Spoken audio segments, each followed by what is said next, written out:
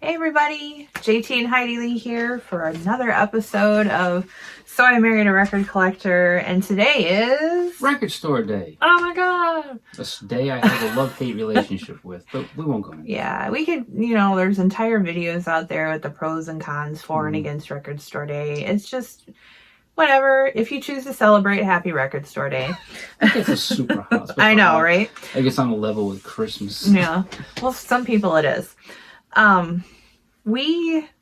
I had one thing that I wanted this year. You could probably guess what that is if you're familiar with the list. And so we got up, earlier than we probably would on a Saturday and went out to our local record store, RPM Records in Traverse City, Michigan.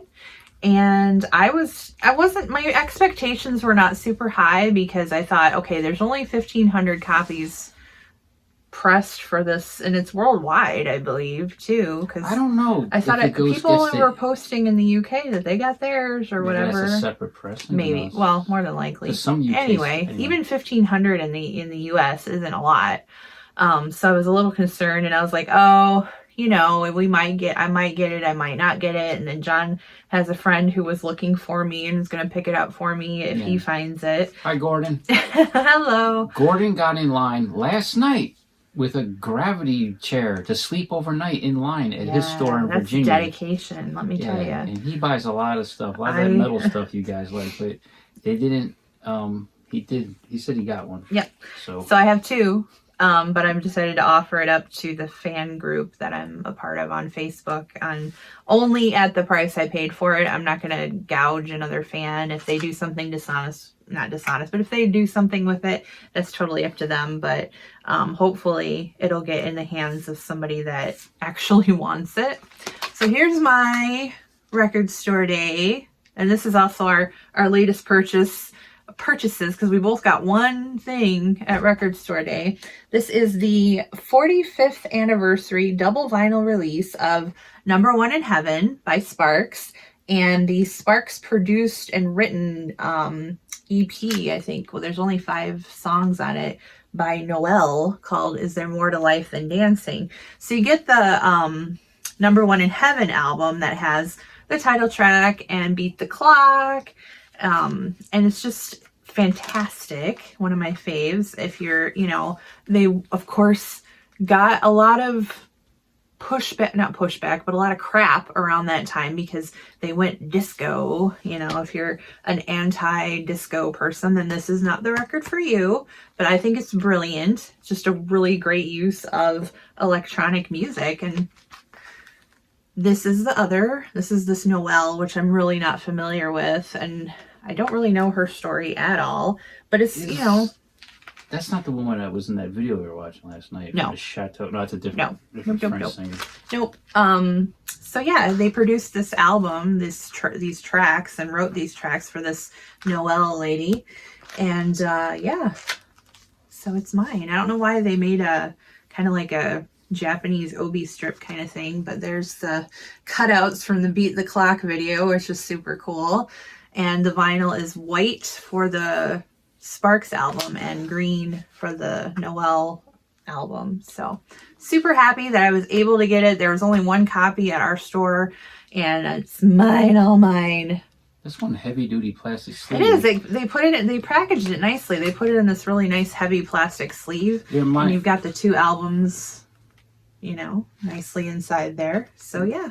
It reminds me of the heavy duty sleeves that they used to put records in at the public library, with those inner sleeves with the kind of Greek design. And I geeked out a little while ago because I saw on Facebook and Instagram that the Sparks official social media account posted a picture of Russell with both of the records saying Happy Record Store Day, and I commented below like, I got mine in Traverse City, Michigan, and the Sparks official liked my post, my comment, so I was like, that could have been Russell. I highly doubt it, but he could be like those, I'm sure they just sit around and like in his lockdown videos where he's sitting there. Yeah, I'm sure they're just scrolling away. They've got so much time to spend doing stupid shit like that. I like that. Yeah. So yay! I was so happy to get it, and happy to get my other copy from Gordon, and I'll pass that on to another fan for just shipping and the price I paid for it. So yay! More Sparks vinyl.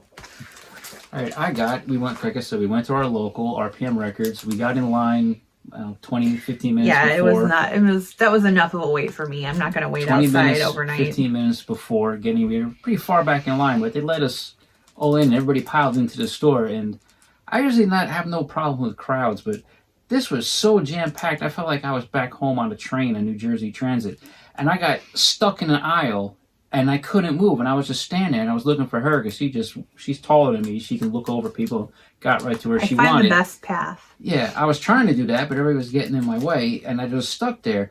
And one of the employees there is fairly new, younger guy. He seems to, I believe he likes a lot of the same stuff I do. He came up to me and said, "Hey man, what are you looking for?" And I said, "Well, my wife's looking for Sparks," and he's like, "Yeah, it should be over there." I said, "Yeah, she went there." I said, "I'm looking for this garage comp." And I gave him the title. He's like, "I know exactly where it is. Don't move." And he went over and he kind of like reached over the rack and gently pushed people away and came back to me with it. And it's the Sundays comp, Heated Garage, Toasty Treasures for Minnesota's K-Bank Studio. K-Bank Studio, the studio in Minnesota where the Trashman recorded Surfing Bird and hundreds of other bands recorded there. It's like a companion piece to their surf comp of last year, which was Surfing the Great Lakes. Yeah, it's pricey for a single disc, but I really wanted it. It's the Great Sundays packaging and everything. But if they, a month or so now, put out a $12 CD of this, I'm going to be a little peeved. Well, that's what they do, because in a month they're going to be releasing a deluxe version of this via CD. Oh, yeah? Yeah, with bonus tracks and everything. But you know what? I'm that much of a geek that I will buy that too. I mean, some of the garage comps now, in a way, they're kind of scraping the bottom of the barrel. We're not getting other pebbles or back from the grave. And out of, 16 tracks, 5 will be amazing, another 3 will be okay, and the others will be just like, eh. So if this is really awesome and I love it, and then they put out a $12 CD, I'm probably going to buy it for convenience sakes, take it to the radio station and whatnot. But yeah, it's got, the classic by the Pagans, Baba Yaga. The Gestures are on here, their hit Run, Run, Run that was on Soma. This looks like a really good comp. And like every 60s garage band would not be a garage band unless there's an Ernie Douglas in the band. There's always an Ernie Douglas. Ernie. Even on the front there. There's always got to be an Ernie Douglas type. Uncle Charlie. So, this is what I got from RPM. Can we play some garage rock? And then after RPM, we went to Eugene's Record Co-op. Oh, so he gets to do more. Okay. We went to Eugene's Record Co-op, but there was nothing else there that we wanted. I saw 2 things that were interesting. The Ramones Sire demos. But I do have all of those on the super deluxe or deluxe edition of the Ramones' first album. She got me for Christmas once. And there was that Doors Stockholm thing, but that was really expensive. And I'm not that much of a Doors fan to spend $60 for a 3 LP set. It was tempting, but no. And I'm a huge Mudhoney fan, and the box set looks really cool. Because it was so crowded, jam-packed in RPM, I didn't get a chance to look for it there. I didn't see it at Eugene's, but it looks really nice, but I can't justify spending almost $100 to get 4 or 5 demos I've never heard and will probably only listen to once or twice if I got the box. And they say they're previously unreleased, but I got all kinds of Mudhoney stuff in my collection. I might have the stuff hidden away somewhere. So we went through Eugene's real quick. It was packed. Some of the same people who came for RPM then came over to Eugene's like us. But then we decided to take a ride down to Cadillac to a store we mentioned in our last video, GT Vinyl. They were having their grand opening today with a band playing on the roof and food and everything. We got there not long after they opened. It was pretty quiet. And we looked around, and I got 2 records we saw last time. We know we're a big fan of this artist, Heidi and I. And this is from 1978 on Capitol, one of his later ones, obviously. Terry Reid, Rogue Waves on Capitol, 1978. Still sealed, store stock. Never heard anything from this. I'm wondering what it sounds like, if it sounds yacht rocky or anything. It looks like a painting on a van. Oh, yeah, it does, doesn't it? Yeah, it should be on the side of like a Plymouth Dodge van or something. But this should be interesting because he covers the Left Bank's Walk Away, Renee, so Heidi's worlds collide again. So this might be pretty good. Yeah, there's a song on here, Baby I Love You. Maybe that's the same Phil Spector song, Crystal Andy song that the Ramones did. Also a track called Then I Kiss Her. Might be that song, and the Everly Brothers, All I Have to Do Is Dream. But it's a cutout. So that should be interesting. Then I saw this last time. I learned of this band. I don't know. I'm always digging around on 45cap.com, and somehow I came across this single. And I said, boy, a single with the name Teenage Jerk Off. I got to hear this. It was on Arista. But this is a new wave, maybe power pop band called the A's. Their self-titled album, simply called the A's. It's on Arista. It's 1979. Another one still sealed. But it's got this song Teenage Jerk Off, which I'm dying to hear if it's funny or not. But I read online a few spots. It sounds a bit like the Cars, a bit of a What's wrong with that? I'm not saying anything. Oh, you sounded like you're like, it sounds like the Cars. They put it in the same league as the Cars. Kind of sounds like maybe it's a lost new wave power pop classic. So that should be interesting. Produced by Rick Chertoff. That name looks familiar, but yeah, don't know much about him, but it should be interesting. Yeah. So that's our Record Store Day purchases for today, April 20th, 2024. All right, we're going to move on with going through the collection time. And we're going to be finishing up the D's and going just a little bit into the E's. So if you've made it through the first 10 or so minutes of us blathering about our new purchases, stick around. We're going to keep going. All righty. Oh my. Yeah, it's the Dukes of Hamburg again, but now it's called Some Folks by the Dukes of Hamburg. Check that out. That's worth, wow. That's some picture. There's the guys on the back. So I'm guessing it's the Dukes of Hamburg garage rockiness, but on a folk bend. So yes, of course, we've got green sleeves. Old MacDonald had a farm. That's kind of weird. But yeah, here you go. All right, this is another album by the Dukes of Hamburg. I actually saw a picture of the album they stole the artwork from on online somewhere. It isn't folk music. It's still 90s garage rock. But they play fast and loose with song titles and songwriting credits.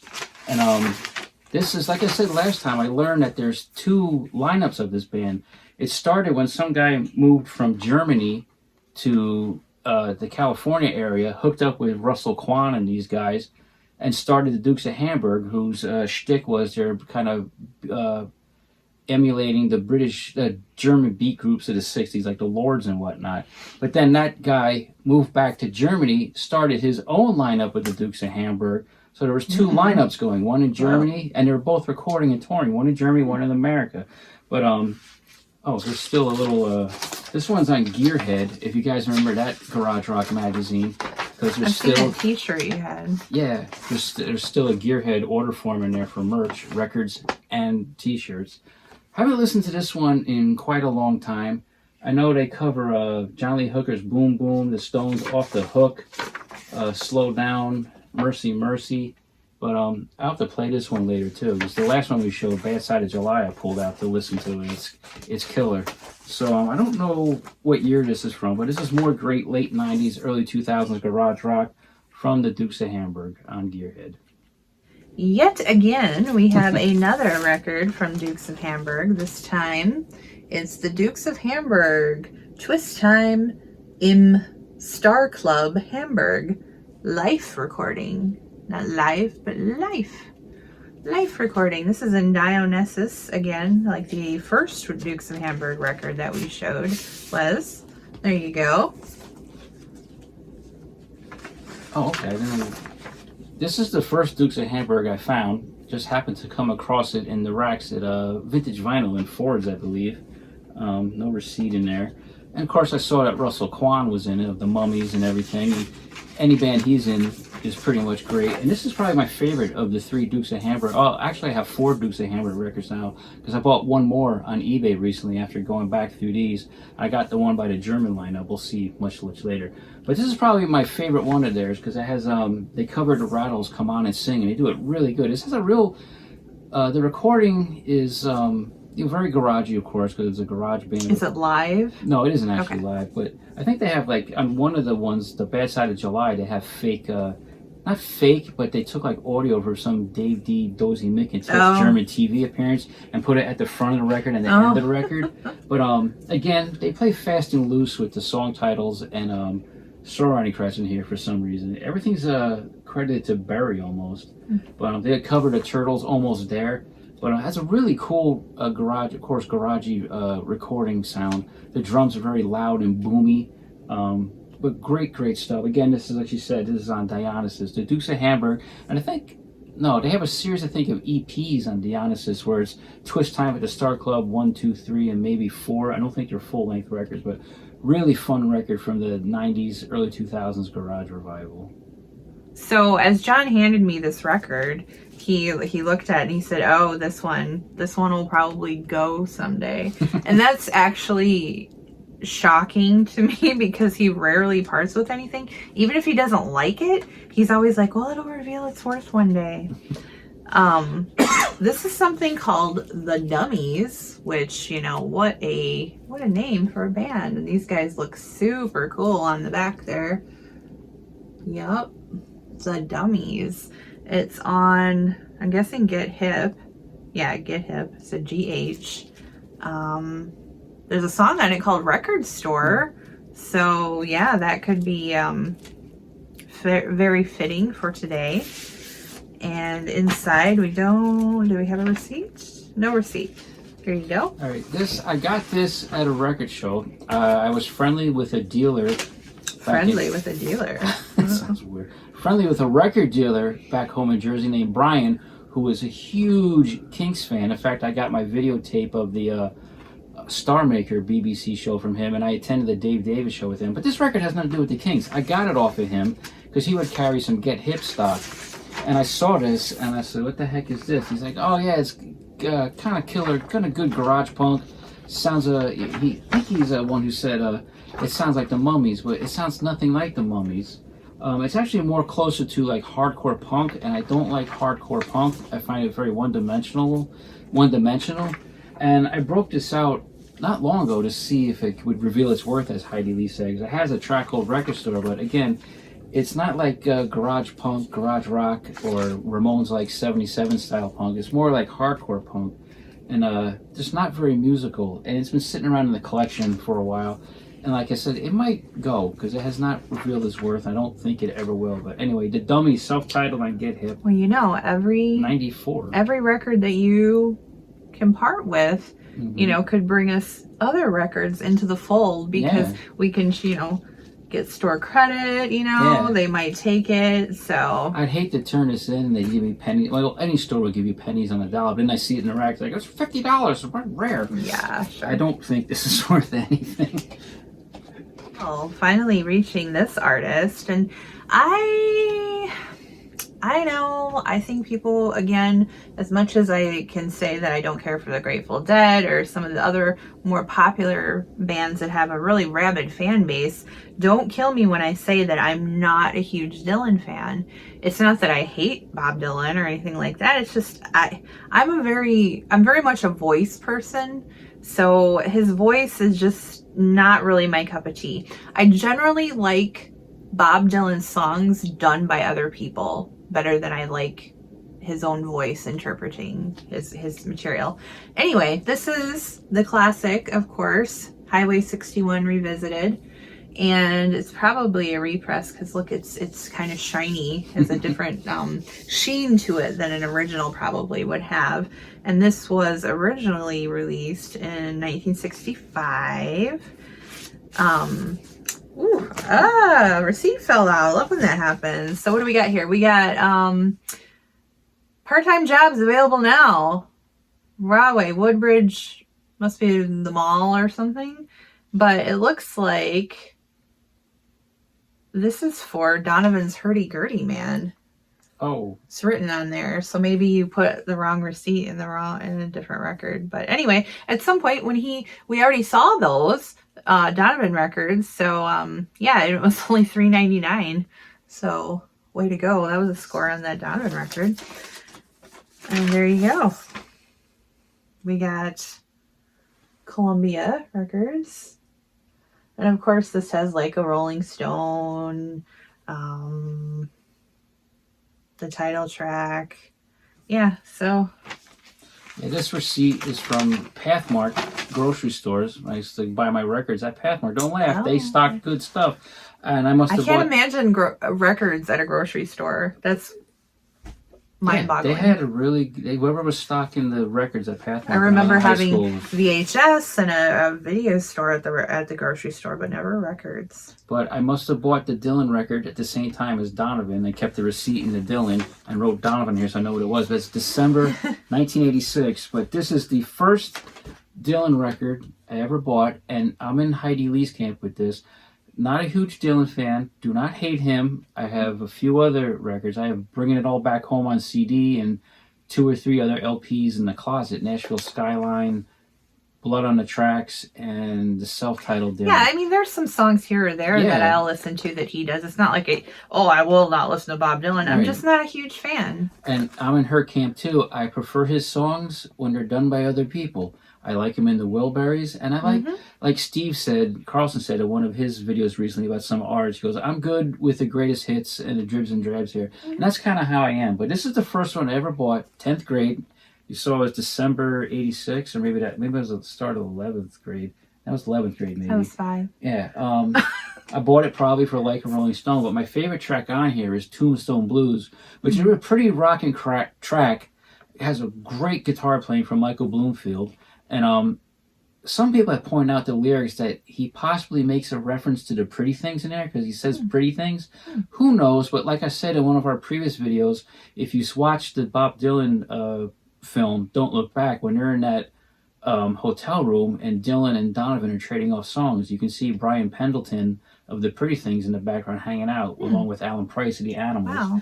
But yeah, he just looks like a surly punk on the cover. I always like that shirt. His covers and stuff are he's cool. got his Ray-Bans in there. He's on the front stoop of some Greenwich Village apartment building.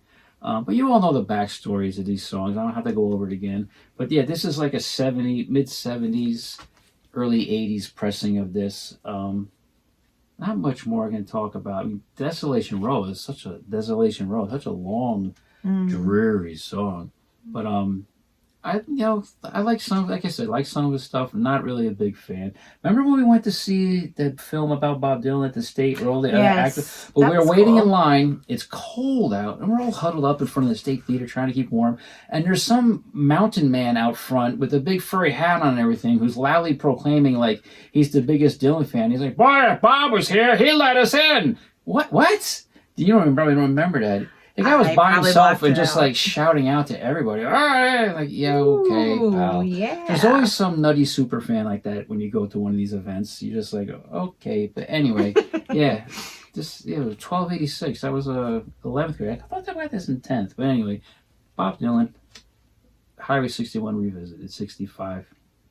Oh my gosh, we've made it into the E's, everybody. Let's give a big hand for the D's. Wonderful. I've never heard of this before. East of Eden. This looks kind of obscure. It's on Durham. Do you say Durham or Durham? You know, that's Durham or Durham. I like to say Durham. It's from 1969. Take a look at that back cover there. All the musicians in the band East of Eden. I'm guessing this is self-titled. No, Snafu is the name of the album.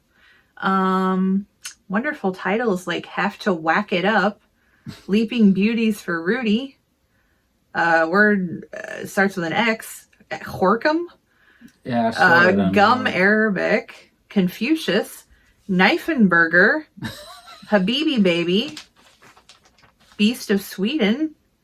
Wow, I might actually be interested in this based on those titles alone. Sound pretty weird. Here you go. Oh, gotta show you the London inner sleeve with all the cool album covers. I wonder how many kids got these and then their little sisters or even them like cut them out and then had them for their Barbies or G.I. Joes to make into little records. That's what our friend Linda Jean said you can make she used little to do. She used to cut them out of the Columbia Record House. That's so fun. And put them in the hands of her Barbies. Yeah. My Barbie's listening to Baker's Banquet. My Barbie's listening to the West Coast Pop Art Experimental Band. She's on acid. My Barbie's listening to... Skipper's tripping out. Ken's listening to Engelbert. So anyway, I know this says 1969 on the back, but I thought I saw on Discogs this is from 70. But this is a British jazz rock band. This is actually their second album. I got this at my friend Tommy's store in Cranford, off the record. Might have been one of those days where I was like hanging out in there and I couldn't really find anything to buy, and I felt guilty, although he enjoyed my company. At least I think he did. Oh, you think? So I bought something. Now, why do I have this? Can anybody guess? There's a connection to The Who with this album. Is there? Ooh, yes. I don't know. Well, it's a really hard connection if you don't know. The violin player in this band, Dave Arbus, is the violin player on Baba O'Reilly. Oh. So I grabbed this at a Tommy's store. I always seen the name in when I reading my issues of Record Collector back then. They might have been bigger in England, fairly unknown in America. And I noticed it's their second album. I thought it came out in 1970, but the back cover says 69. So it might be something like pressed up in 69, released early 1970. Played it not long ago. I remember it being pretty good. I'm not that much into jazz rock and prog.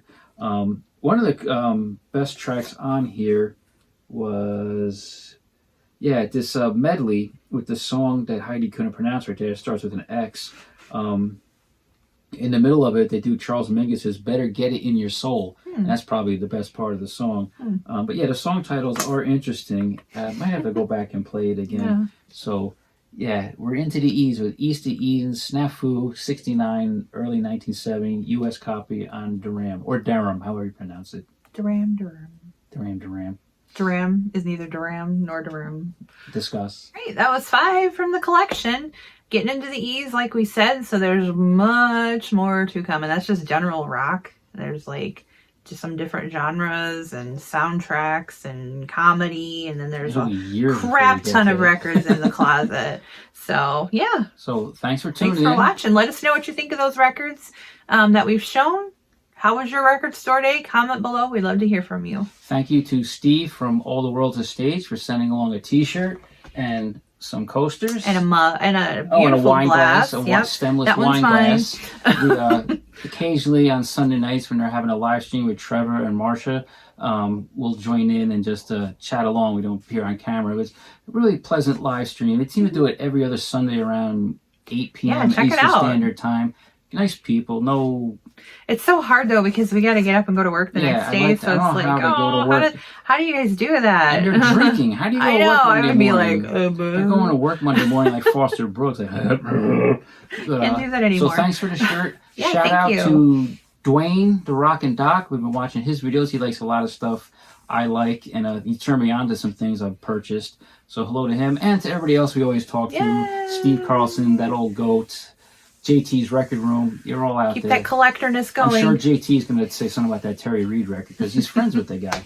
So take care. Thanks for tuning in. Like she said, hope you had a good record store day. Click like, subscribe, comment. Be constructive, not destructive. And remember, rock and roll won't solve all your problems, but we'll help you dance all over them. Goodbye. Stay well.